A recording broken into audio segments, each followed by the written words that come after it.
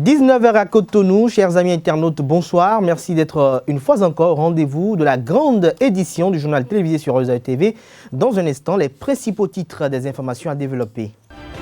L'École supérieure d'administration, d'économie, de journalisme et des métiers de l'audiovisuel ESAE et 28 établissements et universités privées d'enseignement supérieur sont agréés cette année et 103 seront probablement fermés. C'est ce qui convient de retenir des travaux du Conseil consultatif national de l'enseignement supérieur exposés par le DPES Dodi Amouzovi à la faveur d'une conférence de presse hier.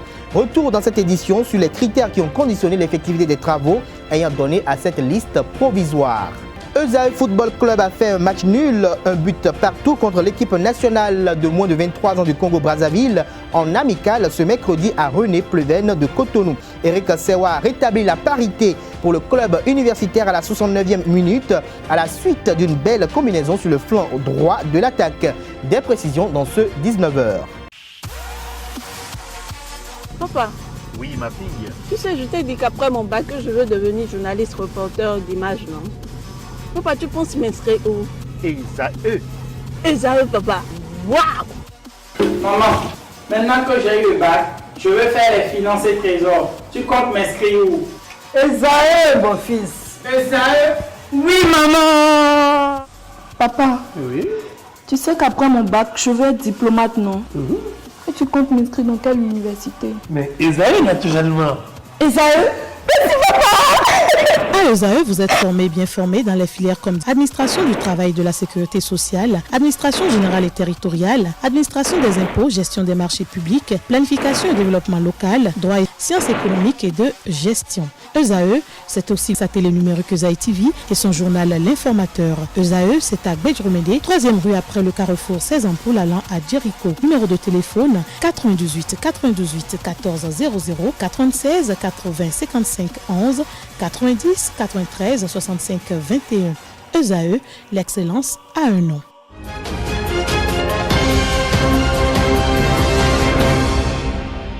Bonsoir à nouveau, chers amis internautes.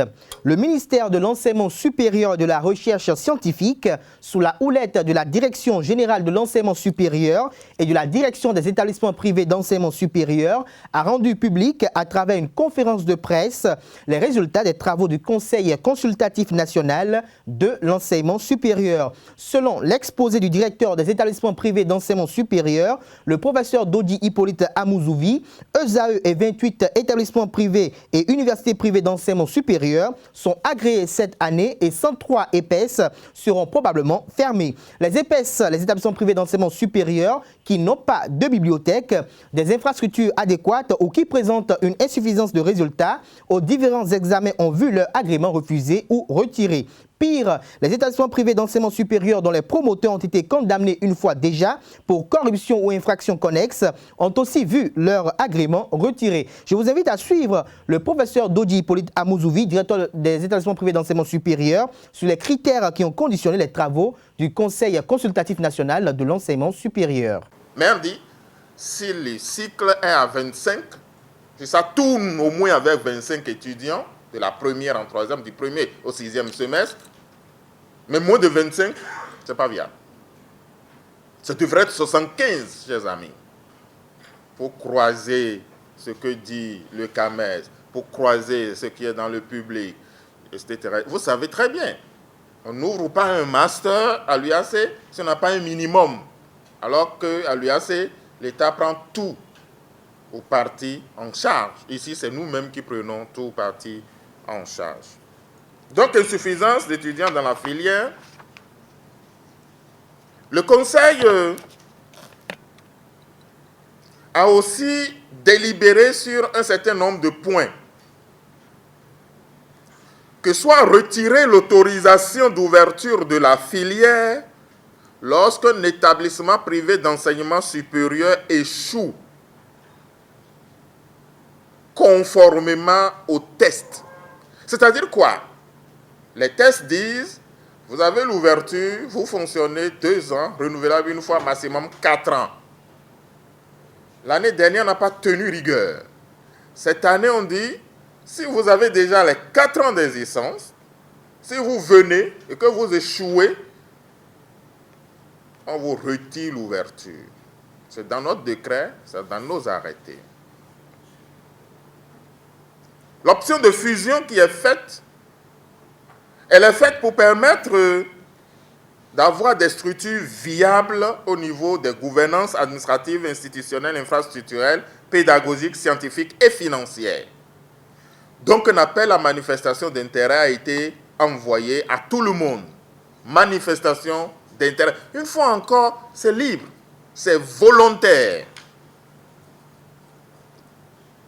Le Conseil a demandé que ceux qui en manifestent l'intérêt soient accompagnés et que si même l'avis devrait être défavorable, qu'il soit réservé et qu'un moratoire soit accordé pour la réalisation de la fusion, moratoire à l'issue duquel l'EPS est fermée si la fusion n'est pas faite réussie.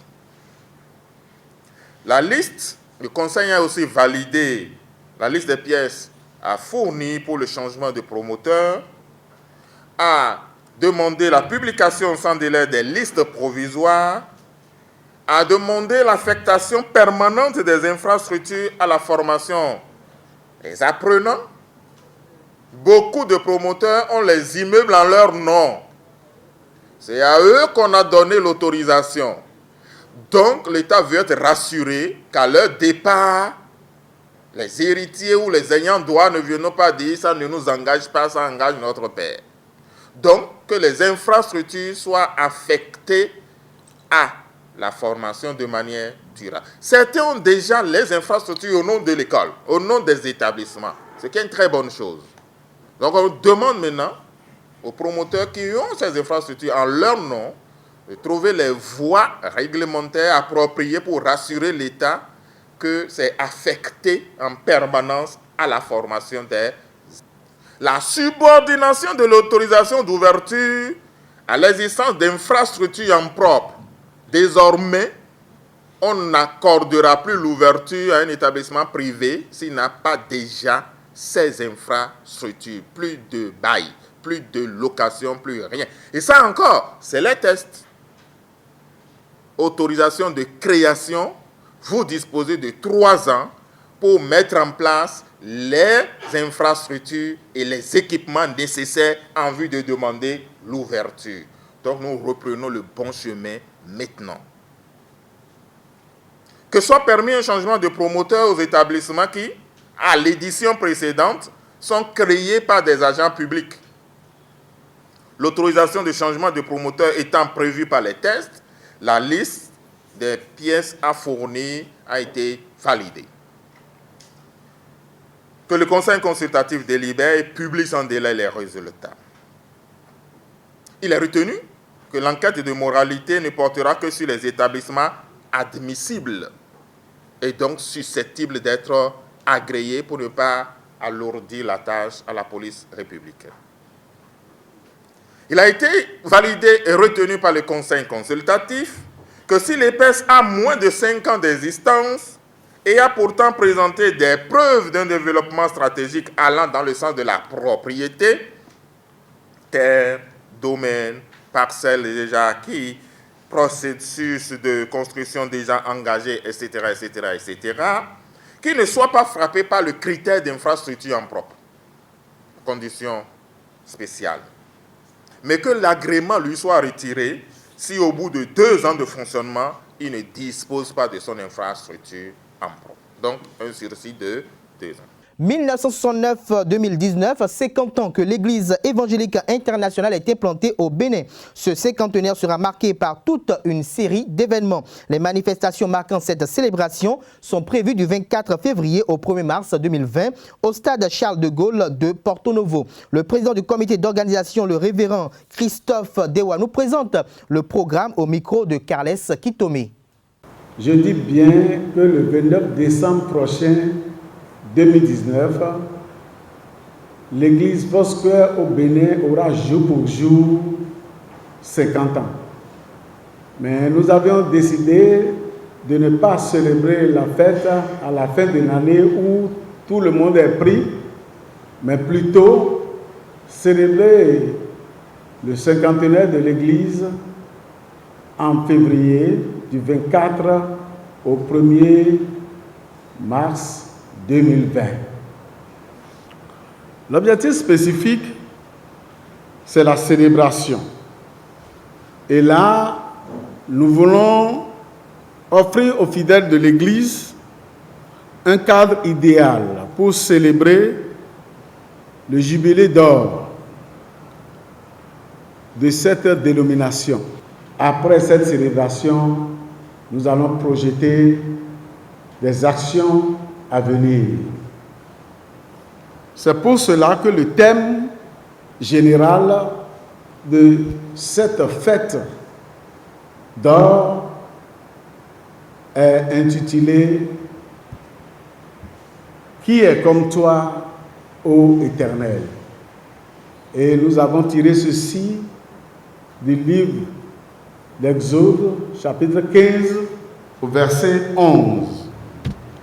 Nous aurons des conférences thématiques sur des enseignements, sur des communications. Nous aurons des séminaires de formation. Nous aurons des géants concerts gospel avec les chantres de renom. Nous aurons comme orateur principal notre président mondial de l'église Foursquare sur le plan international. Et nous aurons également le directeur des missions sur le plan mondial de notre dénomination. Le premier viendra de la Philippine, l'autre des États-Unis. Nous aurons également Dr Daniel Lucero, qui est le président de l'église Foursquare en France. Nous aurons comme orateur Asaf Pirali de la Trinidad Tobago, qui n'est pas non connu au peuple béninois. Et nous aurons le président de notre église Foursquare en Côte d'Ivoire. Au cours de la conférence de presse animée ce jour sur la paroisse de l'église évangélique internationale Foursquare de Sikekodi, le président du comité exécutif national, le révérend Michel Fanou, a fait l'historique de l'église Foursquare au micro de Carles Kitome. L'église Foursquare au monde est l'œuvre d'aimer simple mais personne. C'est pendant une grande campagne de réveil spirituel, Aimé simple mais personne a reçu le ministère de l'évangile carré, c'est-à-dire un ministère aux 4 dimensions précédentes, à savoir Jésus qui sauve, Jésus qui donne le Saint-Esprit, Jésus qui guérit, Jésus qui revient. D'où le nom anglais Foursquare. La naissance de l'église Foursquare au Bénin fut l'œuvre d'un missionnaire nigérian du nom de Simon Abiodun Odeleye. Alors qu'il n'était qu'un jeune étudiant en théologie, il entama l'évangélisation des populations d'un petit village du plateau appelé Iwiyan. D'Iwiyan, il est venu dans la commune de Kobe, où l'œuvre s'est suffisamment développée avant qu'il ne vienne dans la partie méridionale de notre pays. J'allais dire, après Kobe, il est venu à Porto-Novo, et après Porto-Novo, il est venu à Cotonou. Et de Porto-Novo et de Cotonou, l'œuvre a pris une certaine expansion pour atteindre toutes les régions du pays. L'église Foursquare du Bénin compte aujourd'hui plus de 40 000 membres, avec 500 églises locales établies et plus de 250 pasteurs et prédicateurs laïcs. L'église est structurée en régions, en districts et puis en paroisses. Sur d'autres plans, nous avons ce que nous appelons des directions techniques et puis des départements. Ce sont les directions techniques et les départements qui animent la vie de l'Église. Et si je vais citer, nous avons la direction, par exemple, de l'Institut biblique, nous avons la direction de l'éducation chrétienne, nous avons la direction des missions, Nous avons le département des hommes, le département des femmes, le département des jeunes, le département des enfants, le département des intercesseurs et combattants spirituels. Nous avons le département des sports et loisirs sains. Nous avons la chorale nationale et puis le département des sentinelles, pour ne citer que ceci. Au plan institutionnel, l'Église est administrée par 3 différents organes qui sont l'Assemblée générale, qui est notre organe de délibération et d'élection des responsables nationaux. Après l'Assemblée générale, nous avons le Conseil exécutif national, qui est l'organe d'exécution des décisions des AG. Et nous avons aussi le Conseil ministériel national, qui est un organe de contrôle, de règlement des litiges, bref, un organe de contre-pouvoir. À l'occasion du lancement de la 2e édition du Salon des centres d'éducation et de la petite enfance SACEP, le lundi 19 août dernier sur l'esplanade extérieure du stade général Mathieu Kérékou de Cotonou, la promotrice de ce salon a rappelé l'importance des garderies et des écoles maternelles. Pour elle, les garderies et les maternelles jouent un rôle capital dans le devenir harmonieux et biopsychologique des enfants d'âge préscolaire. Pour plus de précisions, je vous invite à suivre Fidèle Zungbenou, promotrice du SACEP, au micro d'Anifat Boukari et de GFT Hongay.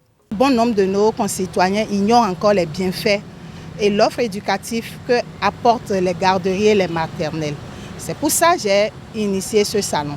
Parce que quand vous allez faire peut-être les reportages, si vous prenez 10 personnes, même s'ils sont lettrés ou pas, ils ne maîtrisent pas encore, ils considèrent les maternelles comme une perte de sous et tout. Donc, ils ne ciblent pas encore les bienfaits de la préscolaire.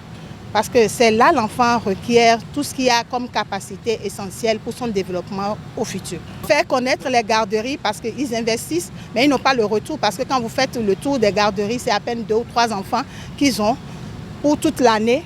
Or, il y a des enfants qui sont à la maison, qui sont mal gardés parce que les parents ne sont pas là. Ils sont confiés à des jeunes filles et tout. On ne sait pas le soin qu'on apporte à ces enfants à leur absence.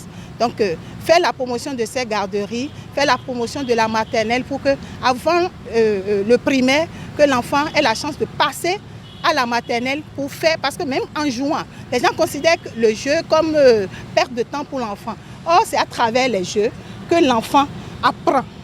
C'est le jeu qui forme l'enfant. Au cours du salon, nous organisons des conférences-débats, des B2B, des échanges d'expériences pour les promoteurs. Parce qu'il y a des promoteurs qui exercent déjà, qui ont des années d'expérience.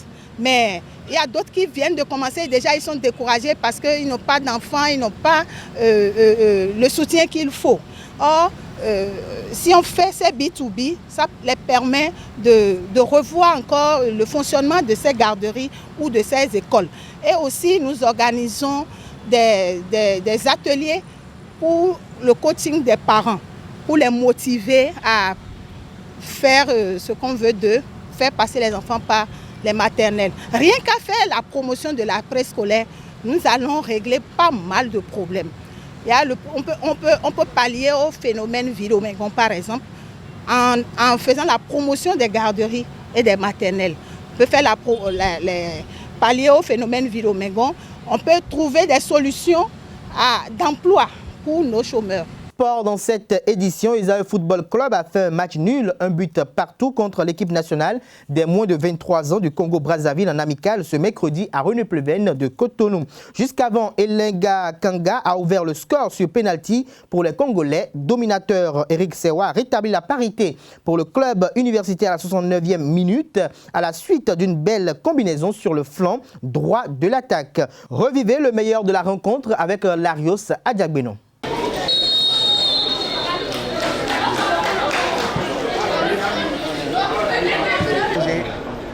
Et là, on sent un peu la fougue, la rage de Marcel Danzino qui secoue, replace toute sa défense. Oui, il a raison, Marcel Danzino, parce que lors du match amical précédent, il y avait eu des mésentendus de la défense. Et Boufariga qui va retrouver directement le 14 qui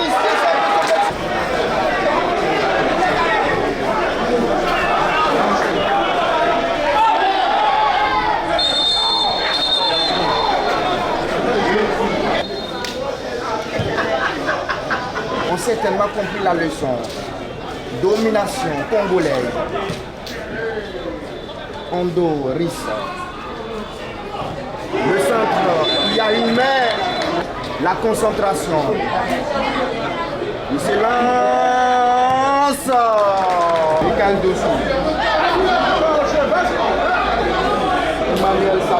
Emmanuel Samuel va essayer de faire revenir les Congolais, mais il prend tout son chemin. Il va essayer de faire revenir les Congolais, mais il prend tout son chemin.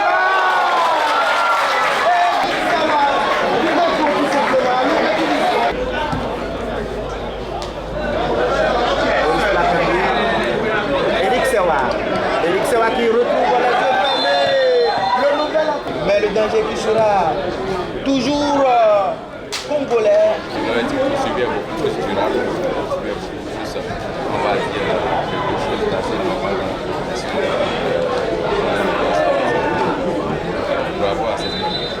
Pour ce match test disputé à 3 jours de la réception de l'ASC SNIM de Nouibou au premier tour préliminaire, autour de la Coupe de la Confédération, le vainqueur de la Coupe du Bénin 2019 a présenté 2 visages.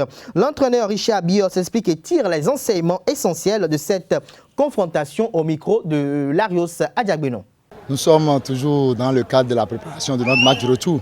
Nous sommes mercredi aujourd'hui, on joue un match amical contre une équipe, une sélection nationale. Donc cette opposition nous a permis de voir d'abord à quel niveau nous sommes et qu'est-ce qu'il faut corriger. En première partie, j'ai constaté quelque chose, c'est que mes joueurs jouaient et ils avaient en tête le match du samedi. Ils se disaient, est-ce qu'il ne faut pas aller au contact, je fais au contact, je vais me blesser et je serai indisponible samedi. Mais à la mi-temps, je leur ai dit non, il fallait jouer et oublier le match du samedi. Vous allez voir, quand ils sont revenus, ils ont commencé par jouer.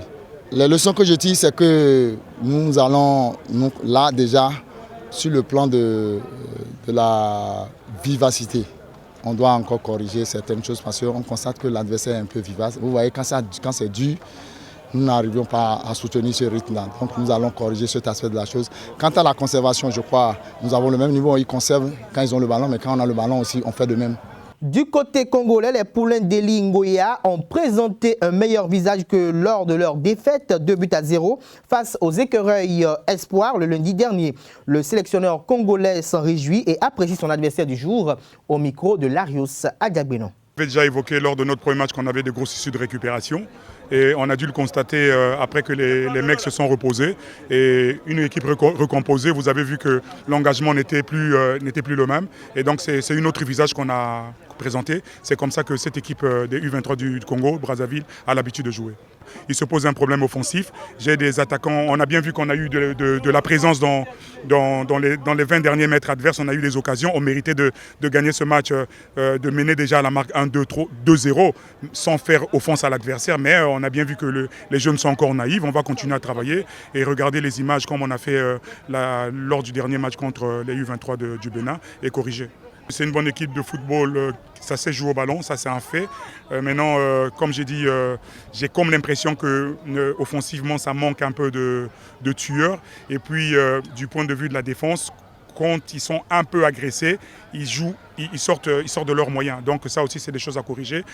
Dans ce cas, le principe du football dit entre celui qui a le ballon et celui qui n'a pas le ballon, c'est celui qui n'a pas le ballon qui commande. Quand on est pressé de cette façon, il faudrait que les joueurs de la deuxième ligne ou de la troisième ligne de solution porteurs du ballon, ça c'est des choses qu'on peut corriger. Concernant la manche retour du premier tour préliminaire, retour de la Coupe de la Confédération, les morts de l'ASC SNIM arrivent demain à Cotonou à 14 h. Les dirigeants du Mauritanie ont informé leur homologue des AFC via une correspondance envoyée hier à la Fédération béninoise de football FBF. Le match sera arbitré par un quatuor nigérien avec Abdoulaye Chouaibou aux commandes. Le commissaire au match est le Togolais Baba Touré. Ces officiels de la Confédération africaine de football sont attendus à Cotonou ce jour. Merci pour l'attention. Ce sera tout pour la grande édition du journal télévisé sur EZE Télévision. Merci pour l'attention et passez une agréable soirée en commandant le programme sur les www.ezetv.bj.